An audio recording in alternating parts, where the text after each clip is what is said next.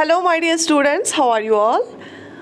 This is English lecture जो हम lecture series कर रहे हैं English for JKSSB examinations especially for FA। तो इससे पहले हमने आर्टिकल्स के बारे में पढ़ा और प्रीपोजिशन के बारे में पढ़ा। मैंने प्रीपोजिशन का आपको पार्ट्स में दिया था। आज हम और कुछ उसके बारे में पढ़ेंगे और कॉन्सेप्ट उसका पूरा क्लियर करेंगे, ठीक है। लेकिन दो चीज़ें हैं, आप मुझे कमेंट सेक्शन में, लाइव चैट में नहीं, कमेंट सेक्शन में लिख लीजिए सो दैट मैं बाद में भी देखूं। आप कमेंट सेक्शन में दो बातें मुझे लिख लीजिए। नंबर 1, देखो, thank you for your response. The response is so great, thank you so much. बहुत ही अच्छा रिस्पॉन्स आपसे मिला है। आपने मुझे बहुत सारी जो सर को मैसेजेस भी आई थी टेलीग्राम पे, तो वहाँ से सर ने फॉरवर्ड की थी तो मैंने देखी। Thank you so much for your great response. आप मुझे ये बताइए, बहुत ज़्यादा डिमांड है एक्टिव एंड पैसिव वॉइस के लिए, ठीक है।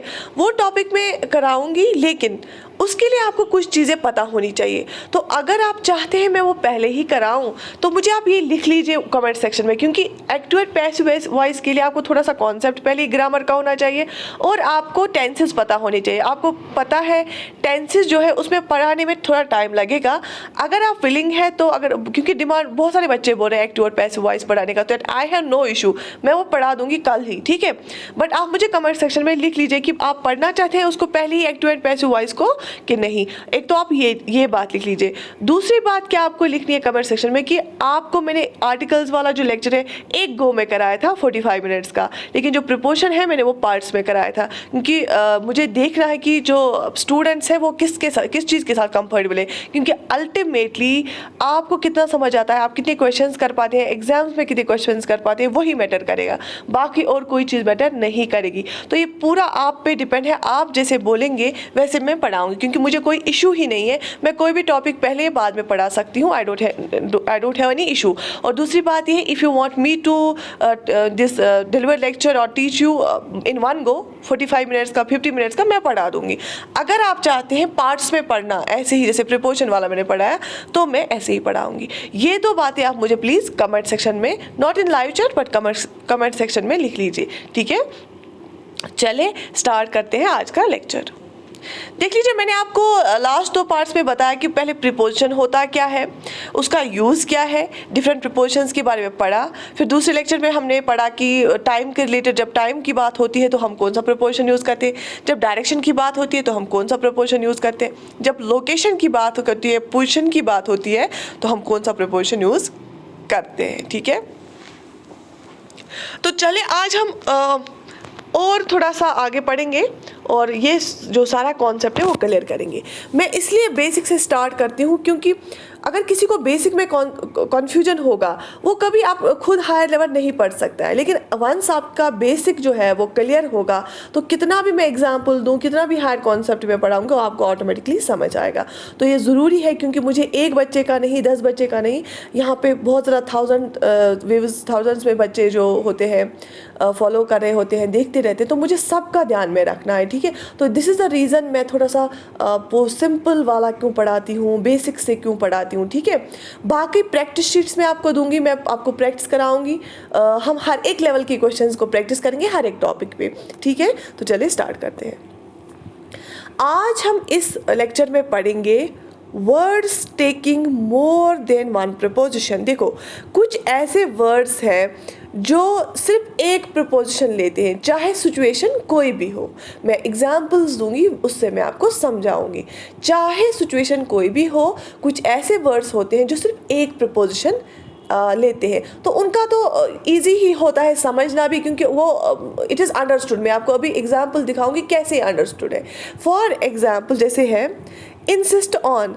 इंसिस्ट हो गया किसी चीज़ पे जोर देना ना, तो आप किसी चीज़ पे हमेशा जोर दोगे ना, ठीक है। तो किसी चीज़ से जोर नहीं दोगे ना, हमेशा आप किसी चीज़ पे ही इंसिस्ट करोगे, तो दैट मीन्स हमेशा इंसिस्ट ऑन आता है। क्या आता है? Insist on. आप insist to, insist of, insist from नहीं लिखोगे ना, हमेशा आएगा इंसिस्ट ऑन। तो ऐसे कुछ वर्ड्स हैं जो सिर्फ एक प्रीपोजिशन यूज़ करते हैं, लेकिन कुछ ऐसे भी वर्ड्स हैं जो एक से ज़्यादा प्रीपोजिशंस यूज़ करते हैं। डिपेंड करेगा वो उस वर्ड को हम किस सिचुएशन में, किस चीज़ के साथ कहाँ पे यूज़ करेंगे, तो वो उसी पे डिपेंड करेगा। मैं आपको हर एक कॉन्सेप्ट का एग्जाम्पल दूंगी सो दैट कि क्योंकि एग्जाम्पल से ही समझ आता है। तो मैंने क्या बताया, कुछ ऐसे वर्ड्स हैं जो सिर्फ एक ही प्रोपोर्शन लेते हैं किसी भी सिचुएशन में, जैसे इंसिस्ट ऑन, किसी चीज़ पे जोर देना। दूसरा जैसे प्रिवेंट फ्रॉम, प्रिवेंट क्या होता है, बचना। तो बचना तो आपको तो बचना हमेशा किसी चीज़ से होगा ना, किसी नेगेटिव चीज़ से, किसी भी इविल थिंग से, जैसे कोल्ड से, डस्ट से, हार्म से, नेगेटिव पीपल से। तो आपको हमेशा आएगा क्या, प्रिवेंट फ्रॉम, किसी चीज़ से बचना, प्रिवेंट फ्रॉम। ठीक है, तो हमेशा फ्रॉम ही आएगा। यहाँ तक समझ आया, यहाँ तक समझ आया। ऐसे ही फाउंड ऑफ, आपको किस चीज़ में इंटरेस्ट है, आपको किस चीज़ में मज़ा आता है, ठीक है, फाउंड ऑफ, हमेशा फाउंड ऑफ ही आएगा। लेकिन कुछ ऐसे वर्ड्स होते हैं, आप उनको डिफरेंट सिचुएशंस में वो डिफरेंट प्रोपोर्शंस लेते हैं। हम एक एक करके उन वर्ड्स को पढ़ेंगे, एक एक करके वो उन डिफरेंट सिचुएशंस को पढ़ेंगे और उन डिफरेंट सिचुएशंस के जो है एग्जाम्पल्स भी देखेंगे। ठीक है, चलिए देखते हैं। पहला वर्ड जो है वो है अकम्पनी।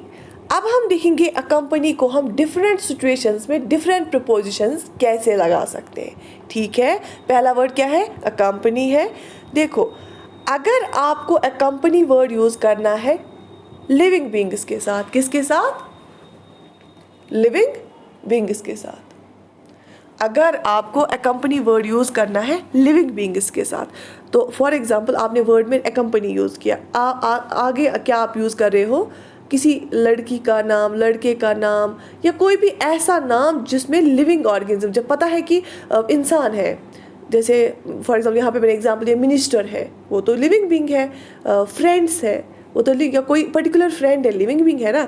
तो फॉर एग्जांपल हम देखते हैं, तो आप अकम्पनी के साथ बाय कब यूज़ करते हो, जब आगे आपको लिविंग बीइंग होगा। For example, the prime minister was accompanied by the members of his cabinet. तो मेंबर्स ऑफ कैबिनेट क्या है, मिनिस्टर्स ही होते हैं, लिविंग बीइंग ही है, तो इसलिए हम बोलेंगे अकम्पनीड बाय द।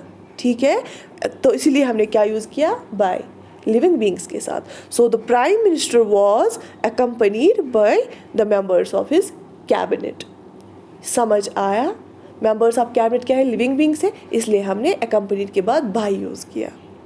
समझ आया। अब इसी अकम्पनीड को हम देखेंगे, कोई और प्रपोर्शन लगाएंगे तो हम डिफरेंट सिचुएशन में कैसे यूज़ करते हैं। चले देखो, अब अगर सटल थिंग्स होगा, लिविंग बीइंग नहीं होगा, तो हम विद यूज़ करेंगे। क्या यूज़ करेंगे, विद यूज़ करेंगे। लिविंग बीइंग्स के टाइम बाय, और बाकी जो भी सटल थिंग्स होगा, नॉन लिविंग थिंग होगा या कोई ऐसी आइडिया होगा, उसको हम विद यूज़ करेंगे। For example, his lecture was accompanied with subtle analysis of concepts. Living being नहीं आया, लिविंग बीइंग नहीं आया, इसलिए बाय भी हमने यूज़ नहीं किया, हमने क्या किया, use with. His lecture was accompanied with subtle analysis of concepts. ठीक है, समझ आया।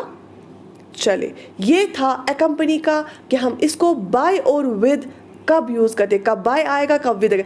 देखो, मैंने आपको क्यों ये पढ़ा, मैं आपको क्यों पढ़ा रही हूँ, ये ऐसी चीज़ें हैं। अब जब आपको ये मैं आपको पढ़ा रही हूँ ना, इसके बाद टू बी वेरी ऑनेस्ट आपको ये समझ आएगा कि आप कहाँ कहाँ पे इंग्लिश लिखने में और बोलने में गलतियाँ करते हैं, क्योंकि ये एक ऐसा टॉपिक है, इससे आपको इंग्लिश बोलने में, इंग्लिश को लिखने में, और as well as especially exam को क्वालिफाई करने में, एग्ज़ाम को क्वेश्चन सॉल्व करने में हेल्प मिलेगी। और आपको सीधे पता चलेगा कि जो आज तक आपने गलतियाँ की ना, इंग्लिश बोलने के टाइम, बात करने के टाइम, लिखने के टाइम, वो आपको समझ आए। क्योंकि हम क्या करते हैं, विद और बाय का यूज़ इंटरचेंजबली करते हैं। हम विद जहाँ पे यूज़ करना होता है वहाँ पे बाय करते हैं, जहाँ पे बाय करना होता है वहाँ पे विद करते हैं। तो आज आपको ये छोटी छोटी गलतियों का समझ आएगा कि आप कहाँ पे गलतियाँ करते हैं। बहुत बार ऐसा होता है कि कभी क्या करना हो यूज़ होता है, बाय करना हो यूज़ होता है, हम विद करते हैं, विद करना होता है, हम बाय करते हैं। क्यों? क्योंकि हमें इन बेसिक चीज़ों का डिफरेंस पता नहीं होता है। तो ये याद रहा, अकम्पनी के साथ हम दो प्रिपोजिशंस यूज़ करते हैं, कभी हम बाय यूज़ करते हैं, कभी हम विद यूज़ करते हैं। डिपेंड करेगा कि आपके आगे जो अकम्पनी को आप लगा रहे हैं वो लिविंग बीइंग है या नॉन लिविंग है। ठीक है, समझ आया। तो ये एक था। अब दूसरा वर्ड अकाउंटेबल। क्या है? अकाउंटेबल। देखो, अगर आपको सामने फिर से कोई पर्सन होगा, कोई अथॉरिटी होगा, किसी अथॉरिटी का आप बोल रहे हो, किसी पर्सन के साथ आप रिलेशन बोल रहे हो, तो आप टू यूज़ करोगे। क्या यूज़ करोगे? टू यूज़ करोगे। बिलीव मी, आप मुझे कमेंट सेक्शन में आप लिख लीजिए या लाइव चैट में आप लिख लीजिए कि क्या ये सही है। आप आज तक क्या ये गलतियां करते थे? क्या आप टू की जगह फॉर की जगह टू, विद की जगह बाय की जगह विद, ये गलतियां होती हैं यूजुअली। तो जब आपने आज एक ही बार इसको ध्यान में रख लीजिए और अच्छे से समझ लीजिए, सो दैट कि आप अच्छे से इंग्लिश में बात कर पाएँ, अच्छे से लिख पाएँ और एग्ज़ाम में भी क्वेश्चन सॉल्व कर पाएँ। तो अगर आप अकाउंटेबल यूज़ करते हो, अकाउंटेबल वर्ड, तो आगे अगर पर्सन है, अथॉरिटी है, तो आप करोगे यूज़ टू। कौन सा प्रीपोजिशन यूज़ करोगे? टू। कैसे? एग्जाम्पल मैं दूंगी। All of us are accountable to God. ठीक है, अथॉरिटी है ना, गॉड हमारी अथॉरिटी है क्योंकि हम उसके अंडर है सारे। या मैं बोलूँगी I am accountable to my parents. ठीक है, आगे पेरेंट्स आए, पर्सन आए ना, तो हम अकाउंटेबल के साथ टू यूज़ करेंगे। या I am accountable to principal sir. ठीक है, ठीक है, तो क्योंकि मैं आंसरेबल हूँ, है ना, तो इसलिए हम अकाउंटेबल के साथ टू यूज़ करेंगे, क्योंकि जब हमें दिखाना होगा हमारी जो अकाउंटेबल में रिलेशनशिप किसके साथ, किसी पर्सन के साथ, किसी अथॉरिटी के साथ। यहाँ तक समझ आया? ठीक है। दूसरा, अब अकाउंटेबल के साथ फॉर कब आप लगाओगे? जब आपको किसी एक्शन का बोलना होगा, किस चीज़ के लिए आप अकाउंटेबल हो। ठीक है, किसी एक्शन का बोलना होगा। फॉर एग्जाम्पल वी, और देखो यही वाला सिचुएशन मैंने लाया, लेकिन इसमें मैंने एक्शन लाई। पहले क्या लिखा? All of us are accountable to God. देखो, we are accountable to God for our deeds and misdeeds. ठीक है, he is accountable for misappropriation of funds. जो उसने फंड्स की गपलाबाजी की ना, उसके लिए, ठीक है, उसके लिए वो अकाउंटेबल है। आए समझ? For example I am accountable to my parents. आगे पेरेंट्स आया, मैंने टू यूज़ किया। लेकिन अब मुझे अगर एक्शन का भी बोलना होगा ना, सेम सेंटेंस में या अलग सेंटेंस में, I am accountable to my parents for I am accountable to my parents for misappropriation of things। जो मैंने चीज़ों को इधर उधर कर दिया, उस चीज़ के लिए मैं अकाउंटेबल हूँ। लेकिन टू अकाउंटेबल टू किसको अकाउंटेबल हूँ? अपने पेरेंट्स को। तो जब पर्सन आएगा अकाउंटेबल के साथ तो टू आता है। अगर आपको एक्शन दिखानी है किस चीज़ के लिए आप अकाउंटेबल है, तो आपको क्या यूज़ करना है? प्रपोजिशन फॉर का यूज़ करना है। ठीक है, समझ आया? ये बात समझ आई? ठीक है, अच्छे से पढ़ लो, अच्छे से पढ़ लो। स्लाइड पे दिख रहा है, all of us are accountable to God, we are accountable to God for our deeds and misdeeds. Action.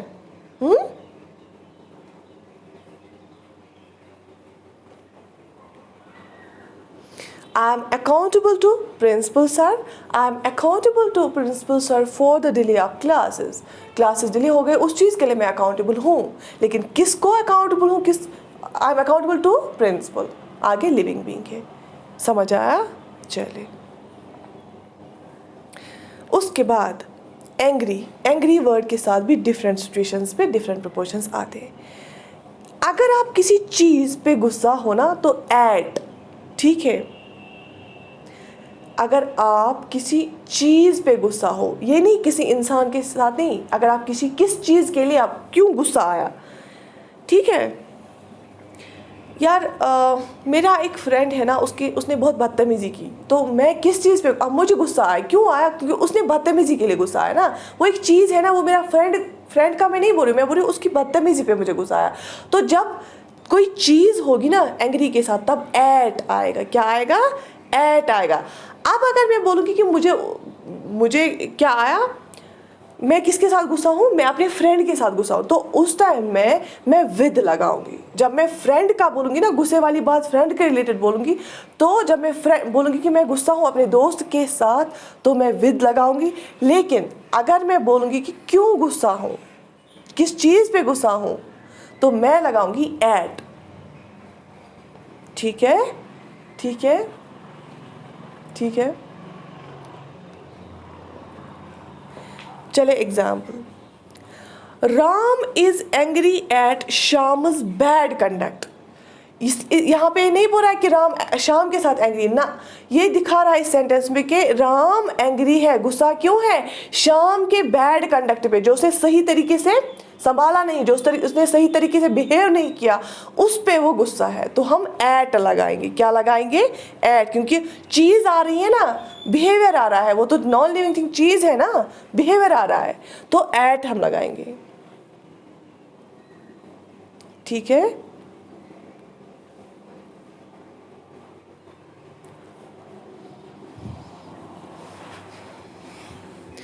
मैं बोलूँगी I am angry at his behaviour. Behaviour क्या है, चीज़ है ना। अगर मुझे बोलना होगा आपको, फॉर एग्जाम्पल मैं आपको बोल रही हूँ आई एम, कुछ बच्चे क्या है, एक बच्चे ने गलत कमेंट किया तो आई am angry at his comment, I am angry at his behaviour. ठीक है, I am angry at his behaviour, क्योंकि उसका बिहेवियर सही नहीं था। तो अगर मैं भाई से गुस्सा हूँ तो मैं क्या बोलूँगी, I am angry with him. ठीक है, I am angry at his behaviour, तो क्यों, बिहेवियर क्या है, चीज़ है। For example Ram is angry at Shyam's bad conduct. ठीक है, अब देखो दूसरा विद में एग्जाम्पल मैंने दी है, Ram is angry with Shyam, simple आया ना, दोस्त दो है ना, तो पर्सन आया ना, तो पर्सन जब आएगा विद हम लिखेंगे एंग्री के साथ, Ram is angry with Shyam. मैं आज थोड़ा स्लोली पढ़ा रही हूँ सो दैट कि आपको ये बर्डन ना लगे, आराम से आप समझें।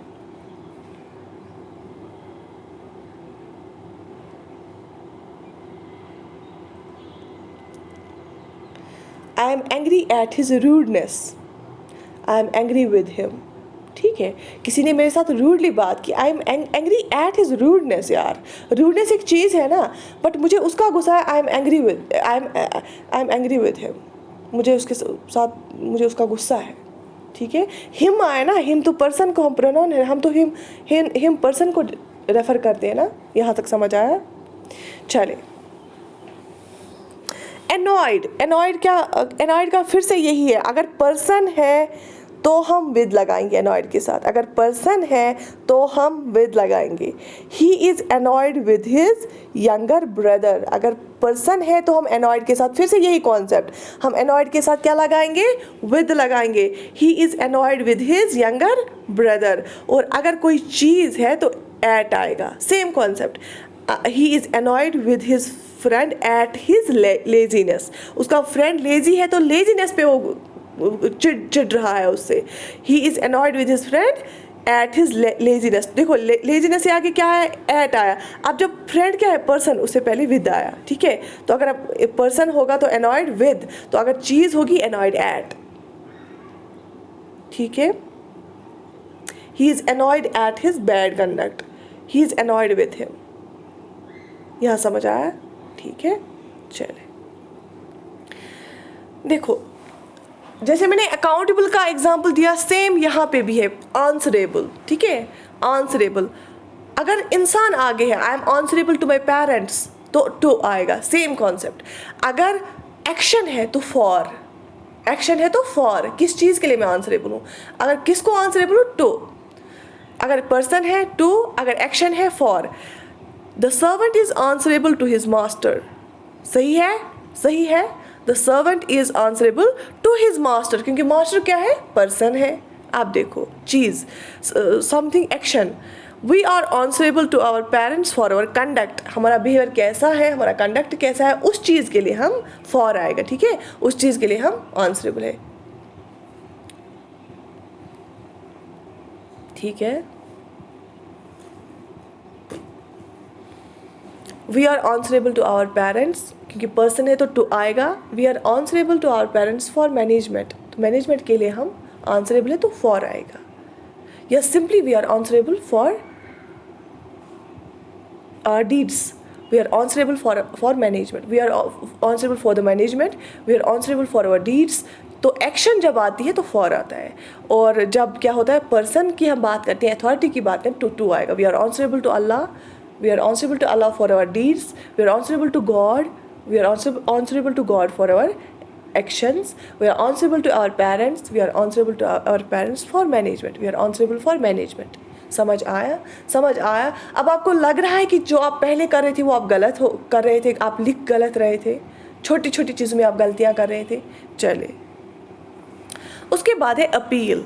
फिर से क्यों मैंने आपको ये सेम कॉन्सेप्ट वाली क्यों लाई, क्योंकि आपको एक ही बार रिपीट होने से आपको समझ आएगा। देखो, अपील आप किसको करते हो? अगर सामने आप पर्सन है ना तो आप अपील टू करते हो, ठीक है। अगर पर्सन है सामने, फॉर एग्जांपल आप अपील करते हो चीफ मिनिस्टर को, चीफ मिनिस्टर पर्सन है तो आप क्या करते हो? अपील टू, ठीक है। तो अगर आप किस चीज़ के लिए, तो फॉर, अगर कोई चीज़ आती है फॉर, ठीक है। लेकिन अगर आप सामने पर्सन आता है to. For example, he appealed to the judge for his release from jail. उसने किसको अपील किया? जज को। पर्सन है तो टू आएगा। तो किस चीज़ के लिए? रिलीज के लिए, तो फॉर आएगा, ठीक है। एक्शन के टाइम फॉर, एक्शन है किसी चीज़ के टाइम फॉर, और अपील जब आप किसी इंसान को करते हैं, किसी अथॉरिटी को करते हैं, तो टू आएगा, ठीक है।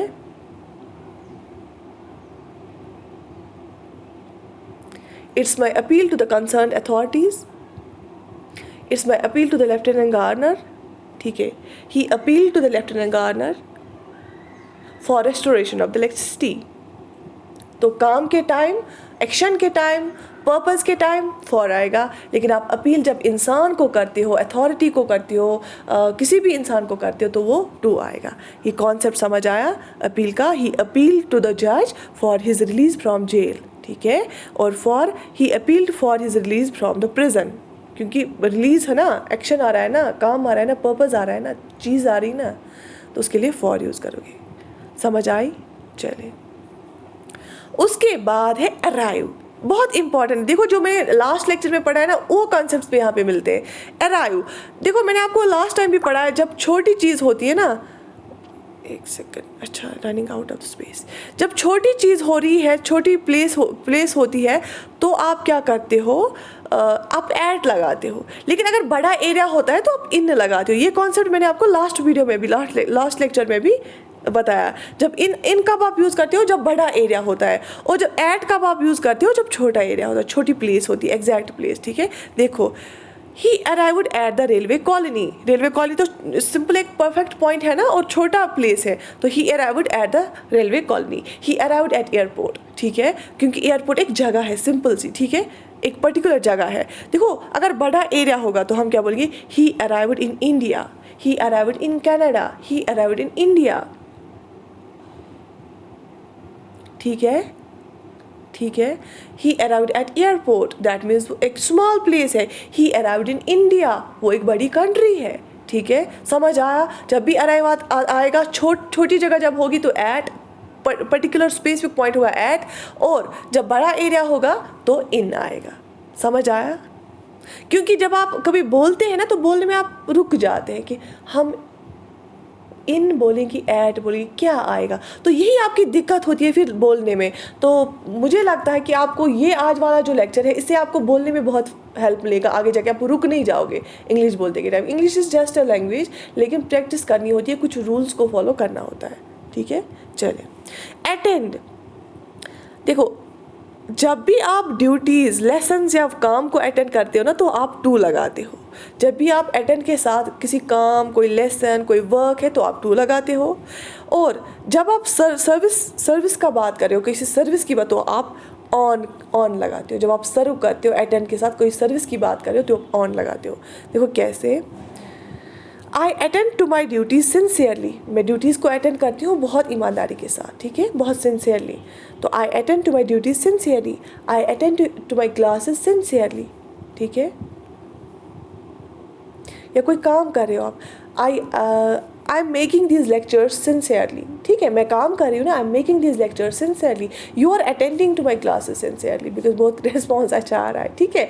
So are you getting me? So जब भी आप अटेंड को किसी काम के साथ, ड्यूटी के साथ, वर्क के साथ ये करोगे, तो ड्यूटी के साथ तो अटेंड टू लगाओगे। सर्विस, जब सर्विस आएगा तो ऑन आएगा। देखो, चिल्ड्रन अटेंड ऑन पेरेंट्स, यहाँ पे गलतियाँ करते हैं लोग।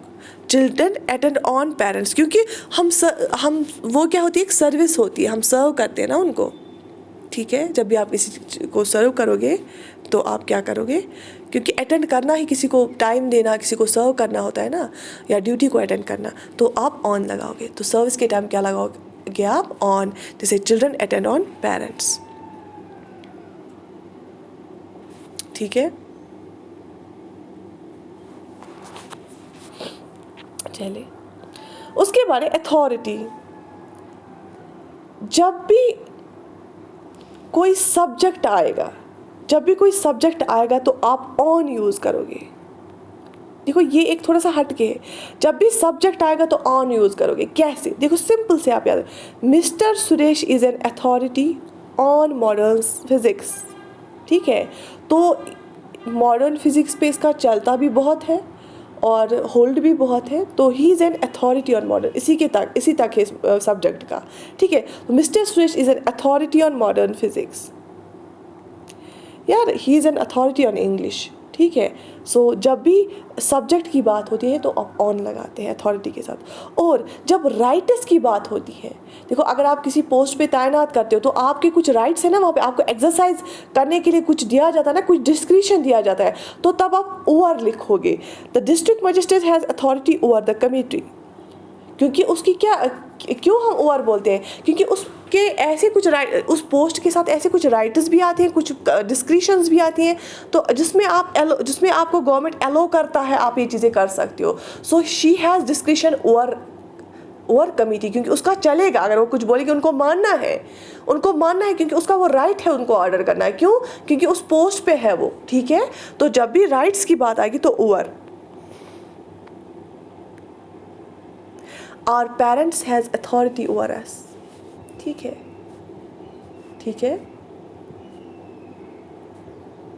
यहाँ तक समझ आया।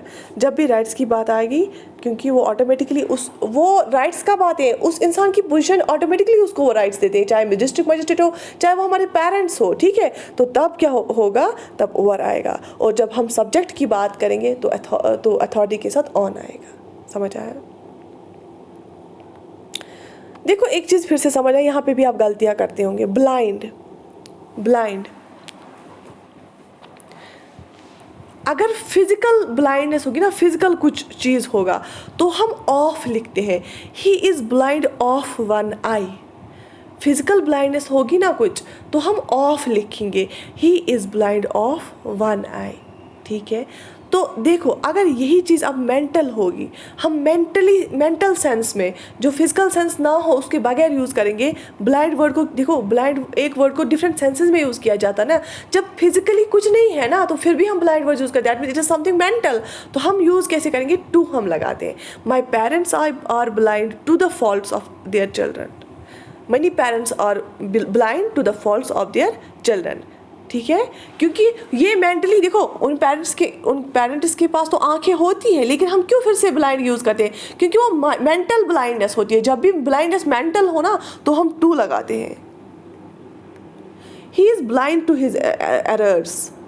ठीक है, my boss is blind to her errors. His boss is blind to her errors. क्योंकि वो तो बॉस तो ब्लाइंड नहीं है, उसके पास आंखें तो हैं, बट वो मेंटल ब्लाइंडनेस है, तो हम टू लगाते हैं। और अगर सच में ब्लाइंडनेस है, he is blind of both eyes, he is blind of one eye, तो जब भी फिजिकल होगा तो ऑफ लगाते हैं हम। समझ आ रहा है? चलिए ठीक है।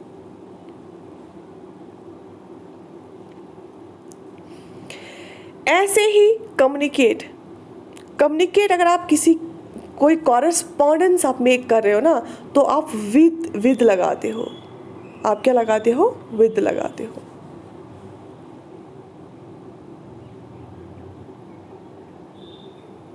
ठीक है, अगर आप किसी चीज़ के मुतालिक हमसे बात कर रहे हो, हमारे साथ डिस्कस कर रहे हो कोई चीज़, तो हम विद लगाएंगे। अगर आप सिंपली अपनी ओपिनियन दे रहे हैं ना, बस आप कोई चीज़ कन्वे कर रहे हैं, हम बस सिंपली अपनी ओपिनियन दे रहे हैं, तो आप टू हम देखेंगे। हम डिफरेंट एग्जाम्पल्स देखेंगे। He communicated with us on that matter. उसने हमारे साथ कम्युनिकेट किया उस चीज़ पे। तो कोई चीज़ डिस्कस हुई ना, कोई चीज़ के रिलेटेड कॉरेस्पॉन्डेंस पेश हुई ना, तो he communicated with us on that matter. तो दैट मीन्स बोथ साइड्स हो सकता है ना। ये उसने कम्युनिकेट हमारे साथ किया उस चीज़ पे, तो बात हुई, बोथ साइड्स हो सकता है। ही कम्युनिकेटेड विद अस, हमारे साथ उसने कम्युनिकेट किया। दूसरा आएगा, he communicated his opinion to me. उसने अपना ओपिनियन बताया मुझे। ठीक है, तो he communicated his opinion to me. उसने अपना ओपिनियन मुझे बताया। ठीक है, तो उस टाइम टू आएगा। जब वो अपना ओपिनियन बताता है तो टू आएगा, क्योंकि अपनी वो राय दे रहा है। तो दूसरे पहले केस में क्या है, वो एक डिस्कशन हो रहा है, एक कॉरेस्पॉन्डेंस बना रहा है, हम एक चीज़ पे बात कर रहे हैं, ठीक है। चले,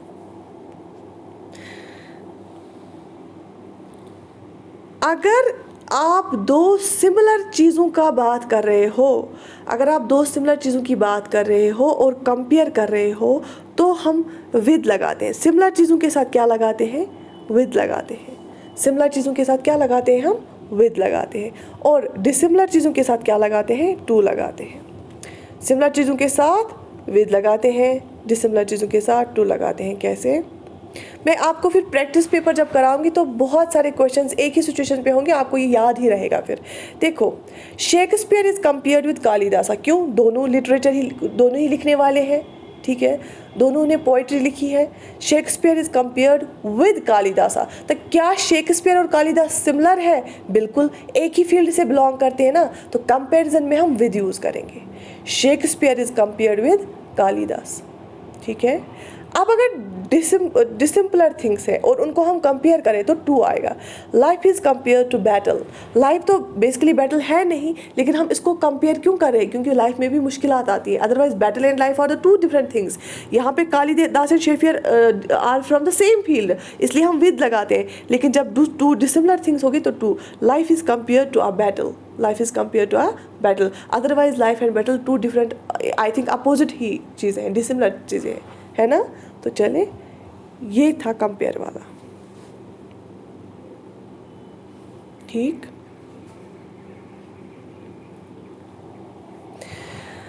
आपको ज़्यादा से ज़्यादा वर्ड्स मैं बताऊं, इसलिए मैं इतने ज़्यादा वर्ड्स यहाँ पे लाए हैं, प्रीपोजिशंस का लाया है, क्योंकि मैं चाहती हूँ पूरा आपका होल्ड आए कॉन्सेप्ट पे। शायद इसमें मेरा फ़ोन भी आउट ऑफ स्पेस रन हो रहा है, कभी भी बंद हो सकता है वीडियो, तो जब तक चलेगा तो मैं बोलूँगी अगर पूरा ये हुआ तो। बट कमेंट सेक्शन में ज़रूर लिख लीजिएगा कि आपको एक्टिव एंड पैसिव वॉइस ही पहले पढ़ना है और मैं आपको वन गो में क्लास प्रोवाइड करनी है या आपको पार्ट्स में पढ़ना है, ठीक है।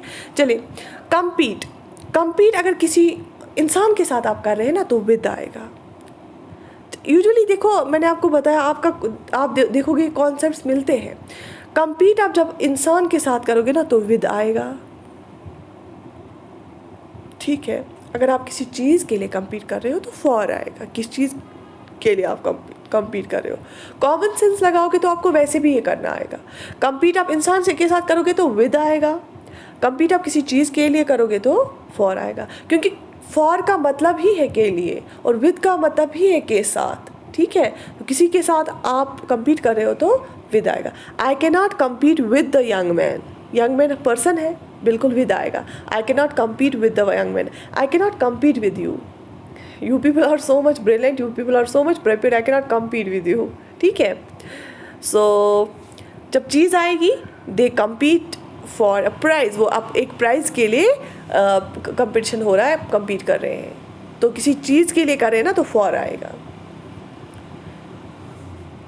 You are competing for FA exam and you are competing with each other, ठीक है। तो पर्सन आया तो विद आया, और एग्ज़ाम आया, कोई पर्पस आया, थिंग आया तो फॉर आया, ठीक है। चले, आई होप आप एंजॉय भी कर रहे होंगे इन लेक्चर्स को। बिल्कुल स्ट्रेस नहीं लेना है, आराम से समझना है चीज़ों को। कंप्लेन, अगर आप किसी इंसान को कंप्लेन कर रहे हो ना, किसी चीज़ की शिकायत लगा रहे हो ना, तो टू आएगा। किसी इंसान को लगा, जैसे अपील है ना, देखो अपील भी हम, देखो क्या समझ रहे हैं यहाँ पे, अपील भी हम दूसरे को ही करते हैं ना, कंप्लेन भी हम किसी को करते हैं, या अल्लाह को, गॉड को करेंगे, या आप किसी इंसान को ही करेंगे तो टू आएगा। जब पर्सन होगा तो टू आएगा। अपील के टाइम भी हमने ये देखा था। He complain to the magistrate against Shyam, उसने कंप्लेंट की मजिस्ट्रेट को, किसके अगेंस्ट, श्याम के अगेंस्ट, ठीक है। He complaint to the magistrate against Shyam.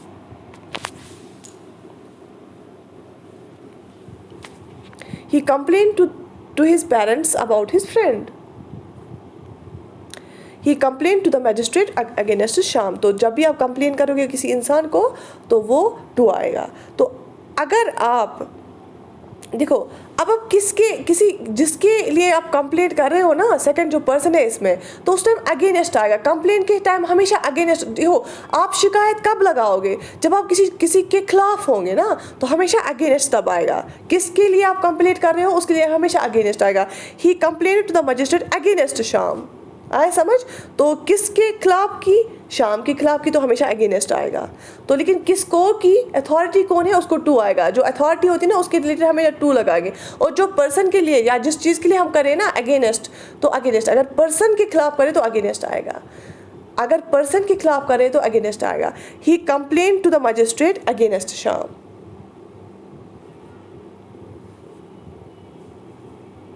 क्योंकि अगर काम के लिए डिले के लिए कंप्लेन कर रहे होगे उसके लिए अगेंस्ट नहीं लगाओगे। He complain to the magistrate for the delay of the work, ठीक है, तो उस टाइम फॉर आएगा। लेकिन अगर इंसान के रिलेटेड ही कंप्लेन कर रहे हो ना तो अगेंस्ट आएगा, ठीक है। He complain to the magistrate against Shyam, ठीक है। अगर इंसान के रिलेटेड ही कंप्लेन है तो अगेंस्ट आएगा। अबाउट, तो अबाउट क्या है? अब जब कोई चीज़ आएगी, जो अभी मेरे काम बोल रही थी, he complain to the magistrate against Shyam. दो कॉन्सेप्ट्स आए अबाउट हिज मिसकंडक्ट, उसी के बारे में हो रही ना। अब अगर उसी टाइम उसी इंसान का रीज़न भी बताया क्यों होगा तो अबाउट आएगा। क्योंकि देखो, पहले तो अथॉरिटी आएगी तो टू हम बोलेंगे, उसके बाद किसके रिलेटेड आएगी अगेंस्ट बोलेंगे, और उसके बाद उसने क्या किया है तो अबाउट, क्योंकि उसी का बोल रहे हैं ना हम। ही कंप्लेन टू डिस्ट्रिक्ट मजिस्ट्रेट, पहला कॉन्सेप्ट। अगेंस्ट श्याम, दूसरा कॉन्सेप्ट। अबाउट हिज मिसकंडक्ट, तीसरा कॉन्सेप्ट। उसने क्या किया है अबाउट आएगा, ठीक है। अबाउट जब कोई चीज़ होगा, he complain to the district magistrate, he complain to the magistrate against Shyam about his misconduct.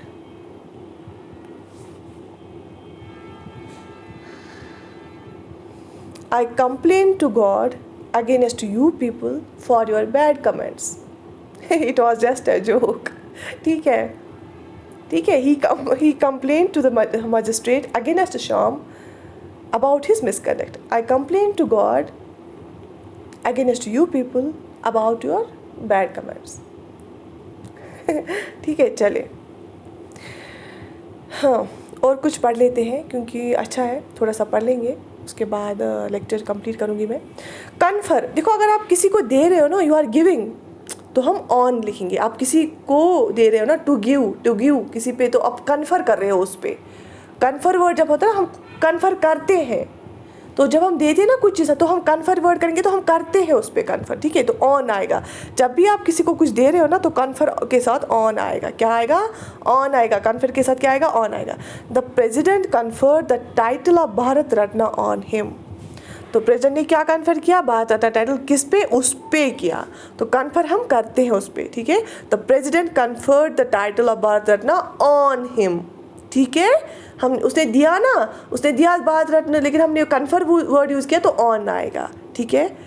I shall confer with him about important topics. तो प्रेसिडेंट ने दिया ना टाइटल, तो हमने लिखा ऑन। तो अगर हमें कन्फर किसी को ऐसे शेयर करना होगा ना, पर्सन आएगा आगे, तो यहाँ पे क्या आया था? टाइटल आया था, तो इसलिए हमने ऑन लगाया। यहाँ पे पर्सन है, देखो कैसे, आई शैल कन्फर विद हिम, तो पहले हमने उसको किया कन्फर, ठीक है, अबाउट इम्पॉर्टेंट टॉपिक्स, लेकिन कुछ इंपॉर्टेंट टॉपिक्स है उसके बारे में, ठीक है। तो प्रेसिडेंट लेकिन कोई पर्टिकुलर चीज़ दे रहा है ना, तो उस टाइम ऑन आएगा। कन्फर ऑन, किस पे वो किस पे ये कन्फर किया गया अवार्ड, ठीक है। तो अगर हम क्या करेंगे, I confer with him about important topics, कोई पर्सन डायरेक्टली आएगा तो हम क्या करेंगे, उसके साथ हमें टॉपिक्स शेयर करने हैं। देखो, अगर जब भी हम कोई मरता है ना डिजीज़ से, किस डिजीज़ से, अगर हमें बोला होगा किस डिजीज़ से उसकी डेथ हुई, तो हमेशा डिजीज़ से पहले क्या आएगा? ऑफ आएगा। He died of typhoid, he died of cholera, he died of Covid, he died of Covid, he died of cholera, he died of typhoid, he died of malaria, ठीक है। तो डिजीज़ के पहले हमेशा ऑफ आएगा। और cause, अगर हमें कोई और कॉज लिखना होगा ना, ही डाइड फ्रॉम ओवरवर्क, तो कॉज आएगा। जब डिजीज़ आएगा तो ऑफ आएगा, डायरेक्टली जब डिजीज़ होगी तो ऑफ आएगा। अगर कॉज लिखा होगा ना तो फ्रॉम आएगा। He died from overwork, he died from overwork. समझ आया? अब ये पढ़ेंगे ज़्यादा, मैं आपको लोड नहीं डालूंगी आप पे। डिफ़र, जब आप पर्सन के साथ डिफ़र करें ना, आई डिफ़र विद यू, तो विद आएगा, आई डिफ़र विद यू, ठीक है, क्योंकि डिफरेंस ऑफ ओपिनियन हमेशा होता है ना, आई डिफ़र विद यू। अगर चीज़ों मतलब चीज़ों का दो, अब यहाँ पे पर्सन है, मैं भी पर्सन हूँ, आप भी पर्सन हो, आई डिफ़र विद यू, ठीक है। तो अगर किसी और चीज़ का हम बोलेंगे तो हम फ्रॉम लगाएंगे। इंडिया डिफ़र्स, हम नहीं लिखेंगे इंडिया डिफ़र्स विद जापान, हम लिखेंगे India differs from Japan. White differs from black, but I differ with you. I differ with you. I have a difference of opinion with you. I have a difference of opinion with you. I differ with you. India differs from Japan. तो from आया, ठीक है, चीज़ों के time from आया, इंसानों के time with आया, ठीक है। India differs from Japan. ठीक है, यहाँ तक समझ आया। तो आई थिंक मैंने आपको बहुत ज़्यादा एग्जाम्पल्स दी, क्योंकि मेरा यही मोटिव था कि कल को मैं आपको प्रैक्टिस क्वेश्चंस कराऊंगी, उसमें भी मैं रिपीट कराऊंगी बहुत सारे जो कॉन्सेप्ट्स के रिलेटेड क्वेश्चंस हैं, सो दैट कि आपको पूरा समझ आएगा। तो मेरा यही मोटिव है, सिर्फ ना कि एग्ज़ाम के लिए, बट आपको इंग्लिश जो आप बोलते हैं उसका फ्लो आप रुक ना पाए कहीं पर, आप जब लिखते हो आप ज़्यादा से ज़्यादा इंग्लिश लिख सकें, क्योंकि बहुत सारे बच्चे यहाँ पे होते हैं जो जिसमें आपको मेंस वाला एग्ज़ाम होता है, तो आपकी इंग्लिश जितनी सही होगी तो वो एक प्लस पॉइंट होता है आपका। तो बाकी अगर आपकी कोई और भी सजेशन है, you just right me in the comment section. Your constructive criticism is also this welcome, ठीक है। वो आप उस टाइम कोई सजेशन देना चाहते हो वो भी आप लिख सकते हैं।